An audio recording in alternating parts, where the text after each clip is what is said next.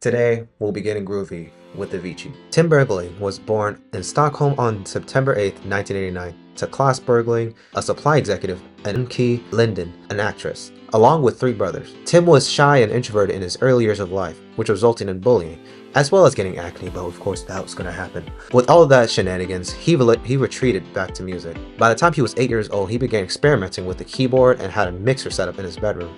Tim would usually practice guitar quietly in his bedroom while others were busy playing outside. By the time he was 16 years old, he was inspired by his brother David Bergling from his work as a DJ. Downloaded FL Studio, which was allegedly pirated. He dived into laid-back loop forums and began sharing his remixes under the alias Moonboy. While tracks were receiving praise, not many people knew Tim was one behind them. In May 2007, he would sign with DJ Fitz Plays, released songs like Sound of Now and Try You. They're okay, I don't mind them as tracks, they're just simple and plain, but that's okay. Then Tim had to come up with a name that people will widely know him by, and that name would be Avicii. It was inspired by the lowest level of hell in Buddhism because his real name was already taken online. In 2010, it marked a high point for Avicii as he would release Bromance, which was an instrumental, and Seek Romance version with vocals, which cracked him into the top 20 in Europe and led in a major publishing deal with EMI in October. Yes, Avicii, you finally made your goals come true! Oh, I'm getting a call. Oh, it wasn't a call, it was actually a text.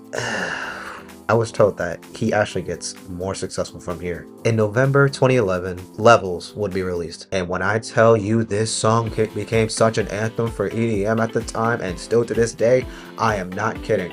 The song has an amazing progression. I love the Etta James sample, and I love the vibrant choruses. It became a smash single for Avicii, playing at Tomorrowland, and got nominated for a Grammy. He would release more music with Fade Into Darkness, simple piano playing, solid vocals, and a nice chorus. Silhouettes, I love the tension building up to the chorus and the vocals fit like a glove.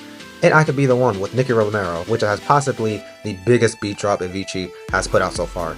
I prefer the Dub Vision remix. He would go on to become the first DJ to tour across the US and perform with Madonna at Ultra. And with relentless touring and drinking from being nervous before shows, unfortunately hospitalized due to an acute pancreatitis and on-the-go surgeries from 2012 to 2014. But surely he would keep making music though, right?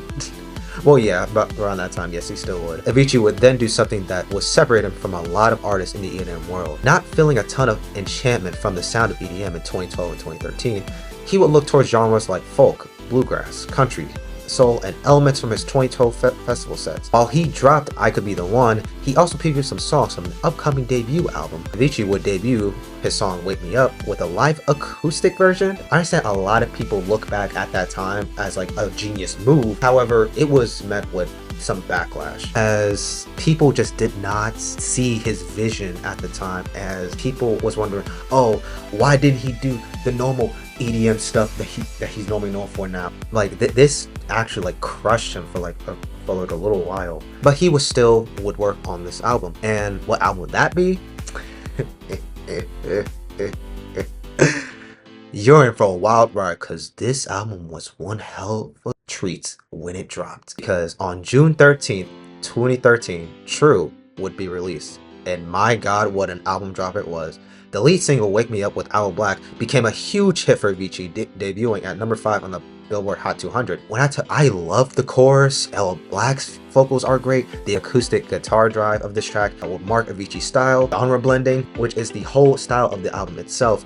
Other lead singles such as Hey Brother and Addicted to You will work with that genre blending experimentation as well. Shame on Me has a killer bass line and the pre-chorus gives me an eargasm. You Make Me has a killer piano lead. The Rest is decent. Lay Me Down because pop EDM, which was very prominent at the time. I love the vocals and choruses too. Liar Liar feels incomplete with the chorus, but the verses sounds good. Dear Boy is a fun 8-minute dance-a-thon. Long Road to Hell takes me back to the Wild Wild West with the modern touch with the kazoo in the chorus. Hope There's Someone has a dystopian vibe to it, a little eerie to it as well. I love the chorus to a degree. Up on My Sleeve in EDOM are his takes on the use of orchestral music with a hint of electronic. I mean, I can't say enough good things about this album. This definitely defined and changed the narrative of what EDM could also sound like for the better part of the future. It's an amazing album. And this is only part 1 of a series I'm doing on this artist, as I'll be doing on artists from here on out. I can't wait to express how I feel about his later record. I would also just recommend, of course, please just check out the album. It definitely seems like Avicii really took genre blending into the mainstream. And of course, check out other songs, such as one I didn't mention